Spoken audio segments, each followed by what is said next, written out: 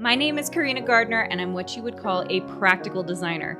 If you're ready to create a life that you love, become an incredible force for good, and generate income while pursuing your dreams, this is the podcast for you. Welcome to Make and Design.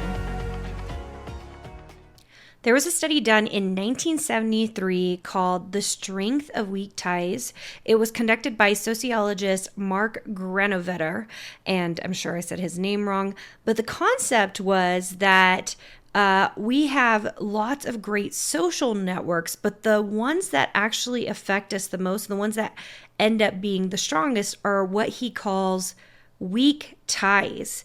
So this was the key findings of this study, and I think you're going to see how this can relate to you as you're building your design business or your art business or any actually kind of business. This really works very nicely, and I'll give you some examples in my own life where I've seen that weak ties are an amazing bridge.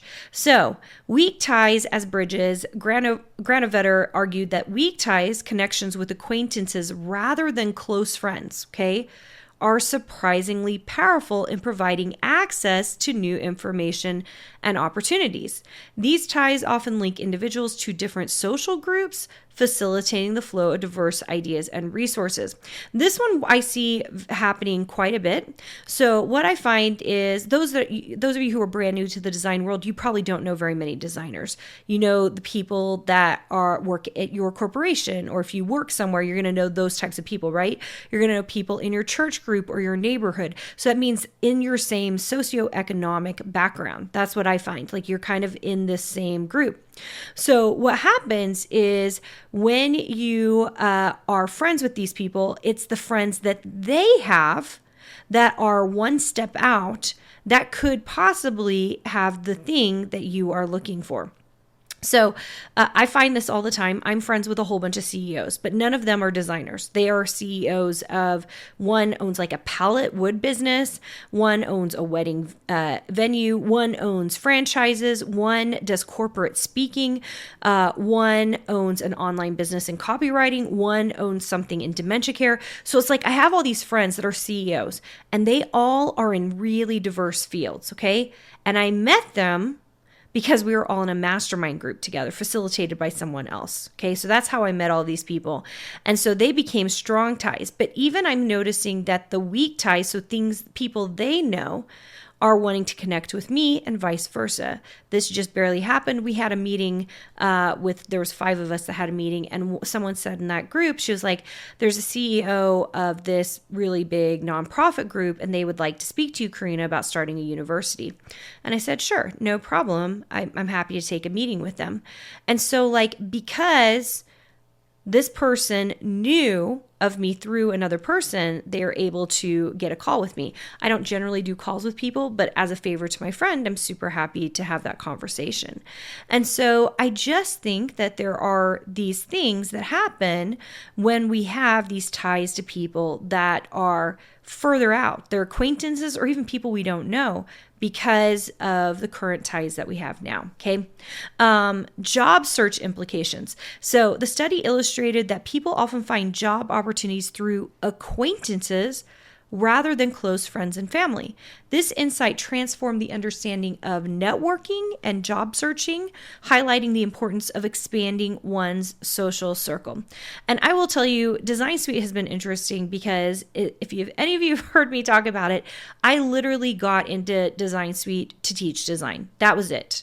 I wanted to show up with coursework. I wanted to show up and give critiques and help people make their design work better. I wanted to help them with their businesses and tell them what they could do to fix things up. That is really what I got into it to do.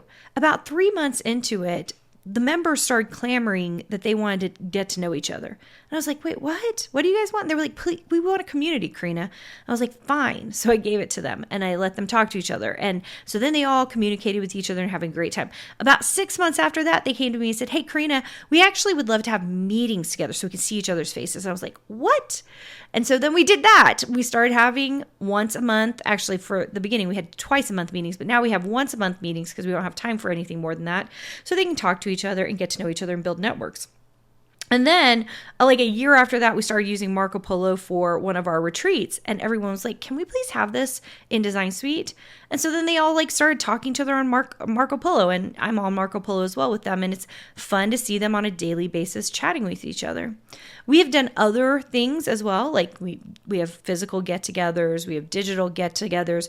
We've figured out other ways that we can group them together based on their skill sets so they can help each other.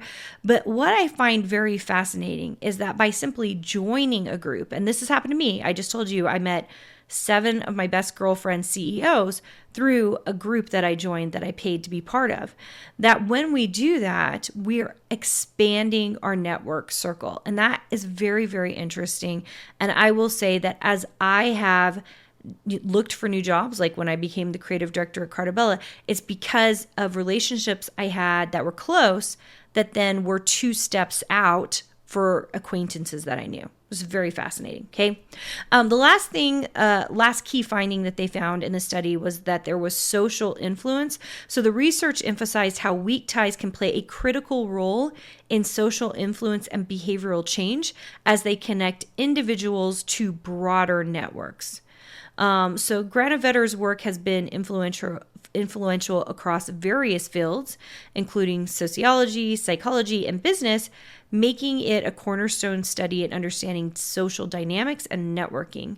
And I think these implications continue to resonate in discussions. Clearly, I'm here talking about it on this podcast, in innovation, collaboration, and information sharing.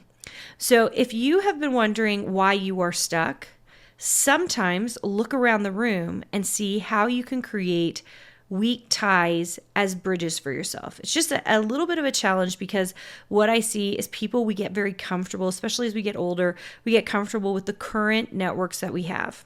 But sometimes I will join a group literally just to meet new people because I find that the networking connection is strong enough, more important to me than the actual education that's being given. Now, that's not the case for most people who join Design Suite. They're looking for the education component, and then the networking piece is like just a bonus piece. And that's really what we say about it. It's just like kind of this bonus piece. But what we find is that these weak ties, if you can start building connections to several people, then you never know when something will work out in your favor. Let me give you a final story on this. So a year and a half ago, I had a connection in one of my groups where they wanted me to meet their cousin, which is interesting. So I did do a meeting on Zoom with this person, but then decided to fly in so that we could have a connection and go to lunch and talk. So I did a 24-hour into LA. In that 24 hours, I flew in, I got a hotel, and I met this person for lunch and talked about what they're trying to do and kind of walked them through some of their business things they were doing because this person is a very famous interior designer and they wanted to expand, but they were kind of stuck. I kind of knew. They didn't tell me, I knew based on my own experiences as a designer where they were stuck at. And they were kind of in the multi-6 level and they wanted to be much higher than that. And so I kind of talked them through that and some of the things they were doing. And that night I went to a dinner and met people in that realm and including people that I probably would have never met otherwise. Now, there is nothing crazy that's come out of any of those connections, but one of those connections was interesting because he just said, I don't know if we can work together right now, but I think it's a not yet. I think there might be something in the future for us to do together. And I agreed with him. I just didn't feel like it was the right opportunity right now. And I think a lot of times we're closed off to those connections when we should be open to them, especially as designers. Because I think that the more that we build those connections out, the more we'll find that there are people who can connect us to the ones that are going to help us in the future. I know this happens sometimes with me as people find me in Design Suite. We're a pretty quiet program. If you came here, maybe you saw a Facebook ad or someone connected you to what I was doing. So, someone told me that they found me. They were in a store in like a fabric store in Idaho and they were asking the person, I'd love to be a designer. Like, what would I do? And they sent them to me. They said, you should go check out what Carina Gardner is doing, and sent them to me. I think that that's a weak tie, right? Like the weak tie, that's a bridge. Like you just open your mouth and you start talking about what you want to do. The number of Uber drivers that I talk to see if there's something there, it's very fascinating. You never know if there's something there. They know something you don't know. Some of the best places I've eaten at is because I opened my mouth and asked an Uber driver, hey, where would you eat in this city? Or what would you do in this city? Or what is the city known for? And it's helped me in a number of different ways. So open your mouth, start thinking about these weak ties that you can use as bridges, and continue building your network, because you never know how it's going to help you and your design or your art business. Did you know you have access to more free design content, die cut files, and sewing patterns? Join our exclusive VIP group for free by going to designsweetcourses.com/free.